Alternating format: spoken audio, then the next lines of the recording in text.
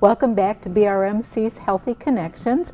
Guest today is Jodi Owens, a registered nurse and the coordinator for the Repel Diabetes Learning Center. And Jodi, what's going on over at the Repel Diabetes Learning Center? Wow, we've got lots of activity going on over. It seems like the door has opened and not shut all month. Just lots of ins and outs. We have, of course, our regular scheduled classes And tell us about those. We run those usually, for the most part, on Tuesdays and Thursdays, and those are available by a doctor's referral, of course, from a person's individual primary care doctor. And you are the teacher, the instructor. I'm one of the instructors. One of the instructors. Yes. Myself and Sherry Smith, who is another registered nurse, and then we have the lovely privilege, thank goodness, to share with the hospital also Jan Halligan, who is a registered dietitian, and she is so helpful. She was on the show not too long ago, and one of the things that I'm going to mention that Jan was mentioning to us about portion control. Oh, sure. And she started with, first and foremost, which I know you hear every time those classes go on, but she was talking about starting with a smaller plate to begin with. And I'm thinking, I'm just envisioning my cupboard cabinet in the kitchen, and I could open that up, and it's like, where is a small plate, you know? My dessert plates are her small plates, sure. We actually have what we call the Jan plate over at the Repel Center, yes. And the Jan plate is a very simple mock meal on a sizably smaller plate than probably most of us have at our home, sure. That kind of gives us a reality check on where we've gone from 20 years ago and a small slice of pizza and an 8-ounce soda to now the super big gulp 42-ounce and the half of a pizza versus a slice now. So again, it puts things back into perspective, so to speak. But Jan is wonderful, and she is a very big advocate of portion control. And then also of the healthy mix, and that's one of her other favorites. She was real helpful. I mean, I've been actually implementing that at home. Number one, getting away from any kind of fried foods, as much as we kind of like some of those. Yes. But getting away from the fried foods. Got an electric grill. In one part, I do the vegetables. She talks about have at least half of your plate with vegetables. And, of course, we come, in this country, we come from a heritage almost of meat, potatoes, and vegetable, meat being the largest portion on your plate. So trying to change your attitude and your behavior is always interesting. And getting some of the, as far as diabetes control goes, especially getting some of the not so heavy carbohydrates on that plate. And what I mean by that is the heavier carbohydrates, of course, come from the starches and the potatoes, like you said, then also the breads and the crackers. And then you've got your grains. You've just mentioned and your pastas. So again, those are all really healthy foods and good choices, but manipulating that portion size of those a little bit smaller as opposed to the green leafy vegetables that need to the portions can be bulked up a little bit with those. And then some other good choices in there that a lot of people don't realize too, and this was something that kind of slipped my mind, was that, you know, fruit is such a wonderful choice for us, and there's so many different antioxidants and different things, but when you come right down to it, fruit is a very natural, very quick sugar in our system. And when I say that or remind people of that, even my folks that I know have had a lifelong career with diabetes or 20 plus years, they say, oh yeah, sometimes I forget about fruit and fruit juices. Those things are very... Do they need to be eating more of those or watching? Those are some of those watching yes, yes. Okay. What about bananas? What's this thing going on? I'm reading little bits here and there about bananas. Oh, you know, I think from time to time, just different foods get attention for different things. And a banana is a perfectly healthy choice. Bananas have lots of vitamins, lots of potassium, which is also good for us. That's one of our main electrolytes in the body. Bananas are a natural sugar, and a small banana usually consists of about 15 grams of carbohydrate when you break that down. Okay. And that's roughly, you know, 1/3 or 1/4 of the amount allotted per meal.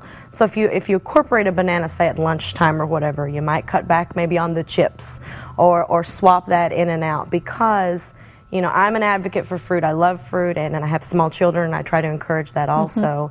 So again, I think that sometimes people get so focused on one fruit or one vegetable or one meat choice so much, and the media hypes it up. I was just going to say it's the hype of the month. Sure. The hype of the month club, yeah. The fruit of the month. And bananas do get some attention for that as well, because they are, if you think about it, they're so quickly metabolized in our system. They're a nice soft food, easy for a lot of folks to eat, and this time of year, pretty plentiful right now. Plentiful, and a lot of the other fruits aren't. I mean, or the cost alone. Right. You know, 49 cents a pound for bananas, you still can get a bunch. But some of the other fruits. And most people like bananas, so that's a good thing. Yeah, you can put them with a lot of different things, but sure that, you know, and keep it small. Keep it simple. Jan says lean and clean. Lean and clean. And that's I think that's a good thing to remember as far as that goes. On your Tuesday and Thursday classes then, do you teach both sessions, or does Jan come in for a portion of that? Jan's classes are in the morning. Okay. And my classes are in the afternoon. Okay. And the way the program breaks down, if you come in for group classes, which is 5 sessions there at the center, you get 3 sessions with myself or Sherry, the other nurse there, and then 2 sessions with Jan. And what that allows folks to do, and we kind of try to bounce people back and forth throughout the program so they can sit down and digest these 2-hour classes a little bit, and then bring those questions back and say, okay, I'm still having some trouble with this, or I might need a little more help with a certain area. And then we're able to be a little more individualized with that. And I think that's really helpful for most people, because diabetes is not a one-size-fits-all disease process. Right. And especially when you talk about foods, because we all like, some of us like some things a little more, and some of us like some things a little less. So we have to kind of manipulate those things for the person and for the individual. And you're very right when you say, especially as Southern folk that like a little, I say we like a little tea with our sugar, and we like a little meat with our gravy. So again, we have everything with gravy. Yes, exactly. We're from the South, and we put gravy on it. But we kind of try to still be able to incorporate those things, especially on the food side, with things that folks like. Right. If we set them up with a plan and get this whole deprivation idea going on, then everybody wants to cheat. And Jan says, we don't want to set you up to be a cheater. So, and I think that's a good rule of thumb. Now, my part kind of comes in as far as medications goes. We talk a lot about insulin and injections and things of that nature. The disease process itself and how that actually breaks down, so to speak, into the body, and what's actually going on. Because a lot of people are, I say we are a society now that we're just smart enough to be dangerous. And there are so many myths, so many falsehoods. I would think you spend a lot of time, I was going to say, I would think you spend a lot of time alleviating fears, being a myth buster. Well, myth busting, I actually have a whole presentation on that. What are some of the myths? What are some of the One of them, I think, and I really have been big on this in the last couple of months, is the carbs. Everybody just gets so bent out of shape, and you know, with some of the different diets and the diet of the month, if you will, like we were talking about earlier, you know, these low, very low carb diets. And what people don't realize is, as a human and as our system needs things and needs those different nutritional values, we need those carbohydrates. Those are our clean burning fuel. It's just like rolling up to the gas station and putting, you know, gas in the pump. Sure, and right into the tank from the pump, because we have to have those. So I make everybody solemnly promise with their right hand up that you know they no need, fingers crossed behind the back, you need carbohydrates, and carbs are good. It's just, like I said, manipulating some of that. And then another big one is most folks get very upset when they have to be on insulin.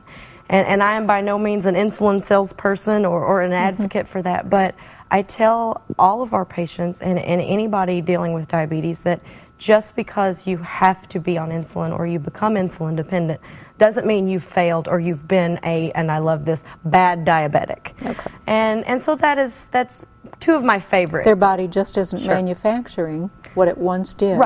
And this is the way that fact, the only way to be able to be sure there's a balance. Everyone ages, different things and different dynamics slow, metabolism slow, and that's when you're dealing with type 2 diabetes, a big factor is that it's a metabolic disorder in itself, where the hormones in the body are a little bit out of kilter and not being utilized properly. That's where the insulin comes in. So by all means, if someone needs a little help or a little bit of extra insulin, it's not necessarily a bad thing. It can actually be a very good thing and actually give that person a little control factor back. Oh, okay. Get a little control. We need to take just a little break. Sure. We're going to be right back. I want to pick this up as soon as we come back from the break and continue on about insulin and the classes and what is taught over at the Repel Diabetes Learning Center.